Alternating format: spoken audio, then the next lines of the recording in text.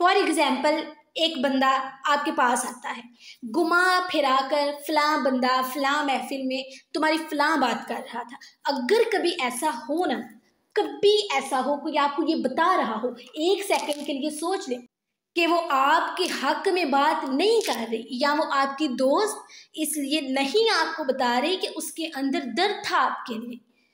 वो इसलिए बता रही है क्योंकि वो खुद ये नहीं कहना चाहती, वो कह नहीं सकती, इसलिए वो दूसरों का नाम लगाकर बोल रही है।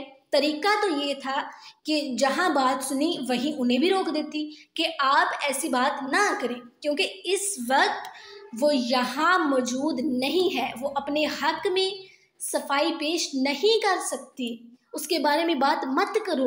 तरीका तो ये था ना। क्यों अल्लाह ताला कहते हैं अपने मुर्दा भाई का गोश्त खाते हो जब तुम चुगली करते हो? अब उसका गोश्त खाओ, उस बेचारे को तो पता ही नहीं है ना। फॉर एग्जाम्पल आप उसका गोश्त खा रहे हो तो बिल्कुल वैसे ही है जो वहाँ मौजूद नहीं है। तुम उसके बारे में कोई बात कर रहे हो ना, तो तुम उसका गोश्त ही खा रहे हो। और क्या कर रहे हो तुम?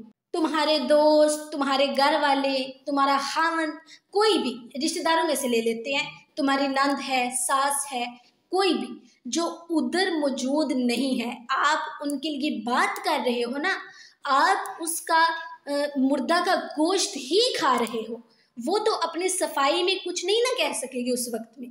आपका जो दिल चाहेगा आप उसकी इज्जतें उतार कर फेंकते रहेंगे, वो बेचारे कुछ भी नहीं कह सकेंगे। ये इतनी बड़ी बात है। और फिर होता है अब हम ये बात ना करें तो हम पार्टी में, महफिल में हम और बात ही क्या करें? हमने किसी न किसी के बारे में तो बात करनी है ना। तो कहते हैं, फिर बाद में कहते हैं इन्नमा नहनु मुस्लिहून, कि हम तो सिर्फ इस्लाह करने वाले हैं।